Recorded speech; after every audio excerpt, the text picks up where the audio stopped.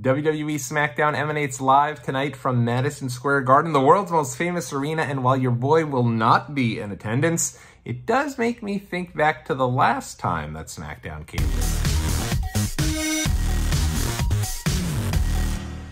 Hey world, it's your boy Tommy on the spot for Watch Along Wrestling. Hopefully everyone is doing well and staying safe. If it's your first time visiting the channel, smash that like button, hit subscribe so you get all the videos streaming right into your inbox, ready for you the second that I upload them. Alright, so tonight, WWE Smackdown emanates from Madison Square Garden, and this is probably the first WWE television taping at MSG that I'm not going to since I can't even remember, but I am not attending tonight's show. It's a bummer. It sucks. It was definitely something that I had planned to attend, but as it continued to get closer and the prices just remained rock steady at like $150 for the lowest price, that's behind the stage. Anything like in front of the stage was like $200-300 all the way up on the top. And I was like, you know what? I'm okay right now. I'd done WrestleMania earlier this year, done Raw 30 earlier this year, even stuck another Raw taping in there. So I am taking a pass on SmackDown at MSG. It's going to be a great show. I've been seeing all the videos flooding through WWE's Twitter of Edge going into the building and really reminiscing and taking all of that in. Grayson Waller, they did a deal where he kind of went around New York City and experienced the New York City subway system and New York in general really for the first time. Those are both great. They're getting my juices flowing. And instead of actually just saying, hey, screw it, I'm going to go to WWE Smackdown, I decided to come on here and talk to you guys about the last time that WWE came for Smackdown. This was actually this was a couple of years ago, so almost 2 years ago at this point. It was right at, I think it was actually on September 11th or right thereafter. And my wife and I we spent the entire day in New York City and ended up going to SmackDown at the end of the day. It was like your perfect, picture-perfect type day for wrestling. And honestly, had she also had the availability today, we probably would have done SmackDown. But you know me, I feel like if you're going to a show, you want to make it as big as possible. You want a full day out of it if you're taking a wrestling trip. And that just wasn't in the cards. It would have had to be like we got tickets and just straight went, which to me takes a lot of the fun and excitement out of it. This particular day though was great. I'm gonna get into the entire intricacies of it as I realize I never did kind of that experience video. So let's jump right in. For those who don't remember, WWE this came right at about right after SummerSlam, so it wasn't too far after SummerSlam. Again, SummerSlam took place end of August. This took place right second week in September, and I had gone to SummerSlam 2021. I'm actually going to do a rewatch of my vlogs from SummerSlam 2021 as we get closer to SummerSlam this year. So this video is actually a good companion piece for those videos coming later on, but this won't be a rewatch. It'll just kind of be our actual experience and kind of going through that piece of it. So we had gone to SummerSlam, and what had occurred was I don't think, even though we were planning to go to SummerSlam, I don't think we were 100% locked into it, because if you remember, this is still a couple of years after COVID, but about a year and a half after COVID, but at this case in the West Coast, COVID rates were spiking, and it was just continuing to rise at a record pace, and we were not sure if we were going to be able to even get down to Vegas for the show. We were getting very worried about it as things were getting a little bit closer. So what we ended up doing was, the second Madison Square Garden tickets went on sale, which is what I should have done this time. I scooped them up for SmackDown. Also, AEW announced they were going to be doing Grand Slam here in Queens, New York, which was in between the two shows, or maybe right, I guess it might be probably right after SmackDown. So I scooped up tickets for that. So we went to a ton of wrestling this month. It was literally like 3 huge shows in the span of just a couple of weeks, because we did end up going to SummerSlam and had a great time. Really kind of taken over by the entire summer of Cena for WWE in 2021. If you remember, John Cena returned, and he was really the first one to return with specific dates. They do this now a lot with Cody Rhodes and with Roman Reigns, and actually even with Shinsuke Nakamura. But the idea behind it was John Cena had a slew of dates that he was going to be getting ready to be on the road with WWE. So it wasn't that he was just returning for SummerSlam. He was doing a variety of house shows and a variety of events. And I think the final one of the Summer of Cena was actually going to be wrapped up right here during Super Smackdown at Madison Square Garden. And tonight's show is actually a Super Smackdown. And after the show is announced, it wasn't as big back then. They had like 3 different Raw matches circled around SmackDown. Tonight, I think it's just Rollins defending the title against Damian Priest. But still, you get a little extra bang for your buck. But that SmackDown, I remember being very cool that there were some Raw matches on there, and it ends and culminated with John Cena, really having his last match until he'd end up returning at the final SmackDown of last year. So that was he did the whole summer of 2021, didn't do anything for 2022 until the very last show of the year, that tag match there with Kevin Owens, which I thought was a lot of fun. So in any event, we had done SummerSlam, we had came back, and I think it was like wrestling was running wild. Remember, this is just when wrestling had returned with fans. I was really amped up. I was excited. It felt like something I hadn't. I'm somebody who goes to a lot of shows. You go look at my 2019 in the archives here. I was at like virtually every WWE show that year. It was an incredible run.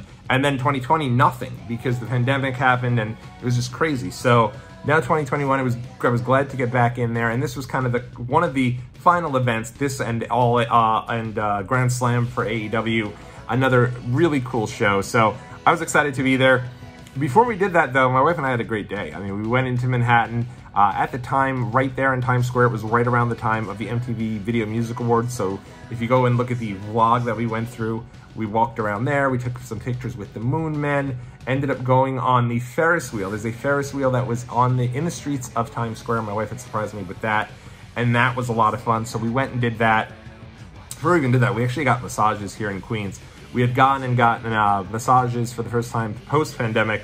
Big massage people, and did couples massage actually in Svavia out in New Jersey, which was great. So we decided, oh, why travel out to New Jersey? Let's just do some massages here in Queens, New York, and they were awful. Some of the worst massages of all time. They were painful. I think I couldn't feel the solar plexus of the back of my head for like 2 weeks after that. It was really, really tough, but still nice to go and do that. And then we actually took the train. Very, very rare for us to take public transportation, but because our massages were out there in the Flushing area, it was just easy for us to leave our car parked there, not have to worry about parking in New York City, and take the 7 train directly to all the way down into Manhattan. And that's where we went, where we ended up doing Times Square, went right into Times Square, and then eventually went down and walked down to Madison Square Garden. But this was really a great day. I remember we went and checked out the Krispy Kreme factory. They have the major location right now in the middle of Times Square. It used to just be that one location in all of New York, right in the Penn Station, where you can go there and get a couple of Krispy Kreme donuts. But this had just launched back in 2021. It was like a huge factory of all things Krispy Kreme. So we went there, got to see how things were made. It was really cool. And got a couple of the mini Krispy Kreme donuts. I still say Krispy Kreme are second to none. When it comes to like your mass-produced donuts, those are the ones you're gonna wanna get. I think they're leaps and bounds better than anything than Dunkin' Donuts or anything like that. But what I will give you guys a warning on, though, is if you're gonna get the Krispy Kreme donuts, do not buy them at Walgreens or any of the stores. Now they're mass-produced and they're brought out and sent to like different types of brick and mortar stores. They're not nearly as good. You're gonna wanna get them directly at the source. And that's what we did. Got a couple of those Krispy Kreme donuts, which were really good, especially because I don't think we had eaten. Little did I know at the time, I left my credit card there, and I had only found this out because when we went to go down beforehand, I went to a rooftop. If you go there, the drinks were flowing. We went into the WWE show with quite a bit of a buzz on us there. A really good rooftop right there in Times Square. But what we didn't notice was that I didn't have my card, so I went to pay it, and then suddenly there's no card there. My wife had to pick up the bill. I said, let's just go back to Krispy Kreme, hope for the best. Went to Krispy Kreme, and there it was. They actually had gotten my card, saved it for me, and it was a lot of fun to go there and get that piece of what we were trying to do. It was really good that they kept my card there and had it waiting for me when we arrived, which was awesome.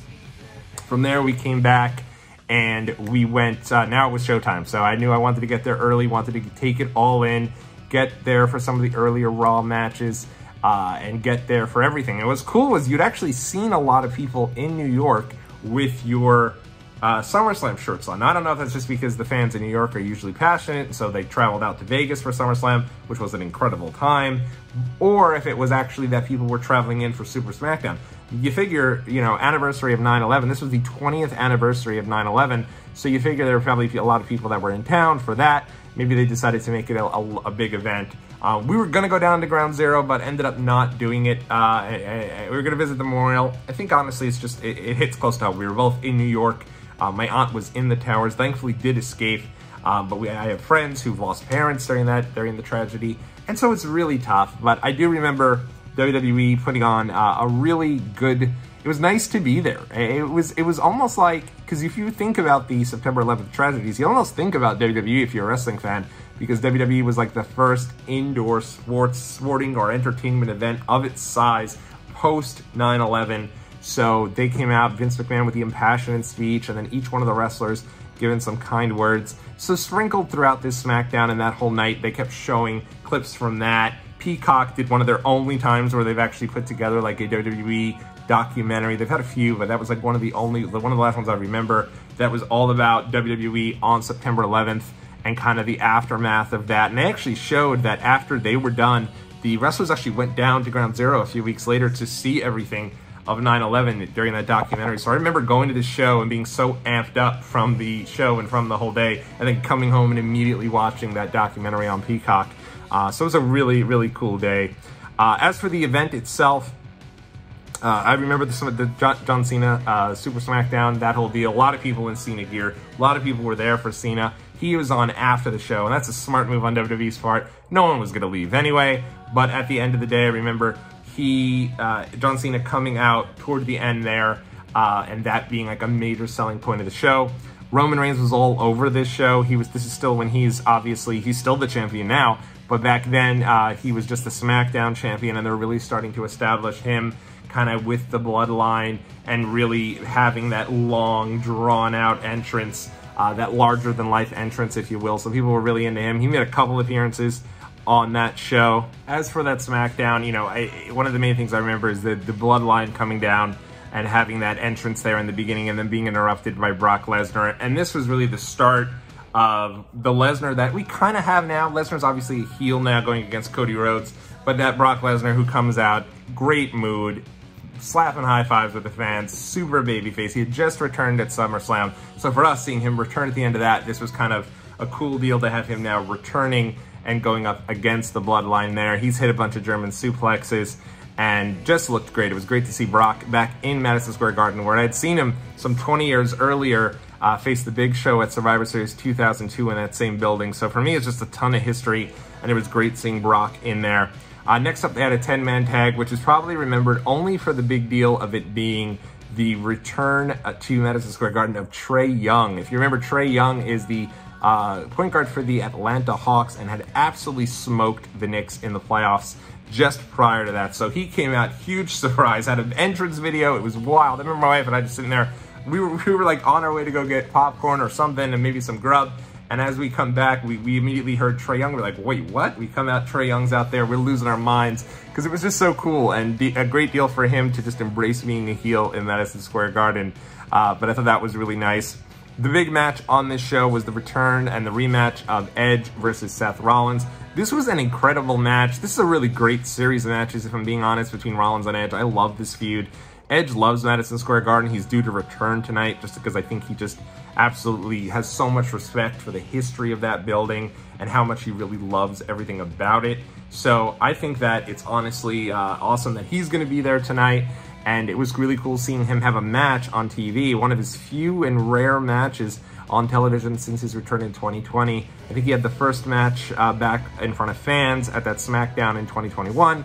And he's had a couple others that were on TV, but this was one of the rare ones, and it was cool to see Edge and Rollins. This is the rematch from SummerSlam where Rollins does get the upper hand. Edge would eventually win the feud at Hell in a Cell, but I thought that this was a very good match and told a really good story at the next phase of the actual feud. Coming up next, they had the Usos and Street Profits reigniting their great rivalry from 2021.